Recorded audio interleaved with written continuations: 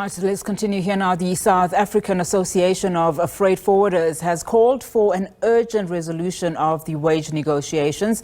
The organization says the ongoing impasse between recognized unions and Transnet is having a devastating effect on the economy, much worse than the ongoing energy crisis. Now, let's discuss this. We're now joined via Zoom by Dr Juanita Maree, the CEO of the South African Association of Freight Forwarders. Thank you so much for your time this afternoon. Now, according to your research, just how much impact is the Transnet strike likely to have on the economy? Maybe if you can allow me to explain a little bit.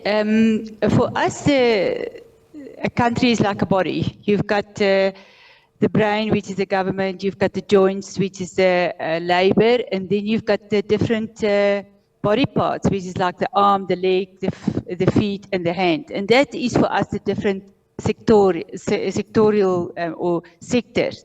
So if we look at how many goods come in and out of the country in terms of value, it's 8 billion a day. And that spread over a week in terms of containers is about 75,000 containers in and out.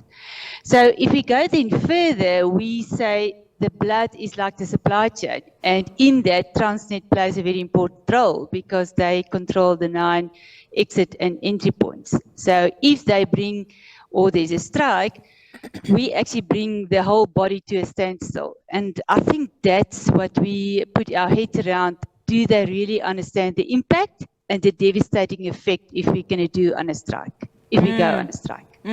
So what solutions then do you think, one needs here in order to continue those negotiations that Transnet is having with those recognized unions? For me, when I look at it, and we were debating it this morning and yesterday, because it's for us a very concerning factor in business, is that when we look, and I explained to you the body as a country and the supply chain, which is the blood vessels, and then you come to the heart. So in the heart, there's 4 chambers. So it's the community, the business, the government, and the labor. So unless we talk from the same narrative and we try to fix our country, we're not going to find a solution. So that's why we encourage government and labor to come closer to each other. But for us, more concerning is the lack of understanding and the insights, because it's no more Transnet and labor, it's the whole economy that comes to a standstill and the effect that it will have on the whole economy. I mean, for an example, if we look now at the hospitals, there's a lot of equipment that's in the ports that needs to go to the hospitals. We can't do that. So if we can't distribute that, people in the hospitals might die. So I think it's the impact that this strike have on the whole economy, and currently we just can't afford it. It's as simple as that. In fact, you say that this, this problem, the strike, is in fact even worse than the energy crisis that we are experiencing. And of course, we are monitoring Eskom's next move very closely. And as far as load shedding is concerned, we know that they have suspended it. But with this possible strike, going to start on Monday, one wonders then how will Eskom do its business, which would probably plummet the country back into darkness.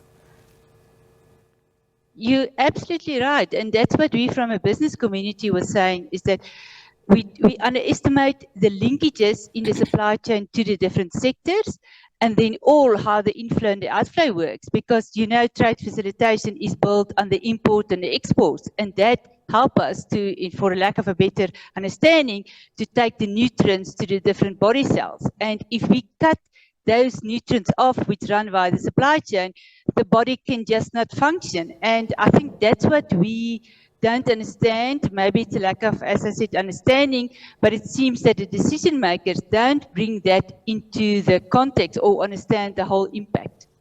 And that even go further to that we're a country and we need to protect our brand, and our brand run out in service delivery and service reliability. And we fail to demonstrate that currently. You've also said, that this kind of, the economic extent, of this action is not fully understood by those in powers, the decision makers. Have you approached Eskom in any way, and maybe even other bodies, in terms of trying to find some solutions to this impasse? I mean, one of the reasons that was cited was the recent increase made by Eskom to its workers of 7%. Is probably the reason that unions are demanding more than the 3 to 4% that Transnet is offering. Yeah, there's various solutions, but we as business don't want to go into the offering because we have discussions with Transnet. But just to give you an idea, if you look at currently the Transnet structure, they control the water side, which is where all the vessels are docking, the quay side, and then you've got the terminal, which is the land terminal that links to the water side, and then you've got the evacuation, which is the rail. So it's a very complex structure and it fits together. So it's difficult for private sector to go in and say, well, let me handle some of the terminals, let me handle some of the port or the quay side, because we're not allowed to do that, because that's under the control of Transnet.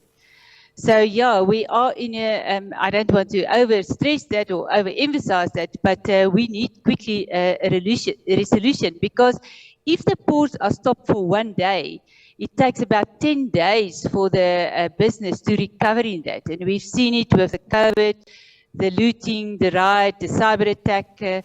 It's devastating for our country, and we just cannot afford it. It doesn't matter how much we talk about it. It's as simple, we cannot afford a strike.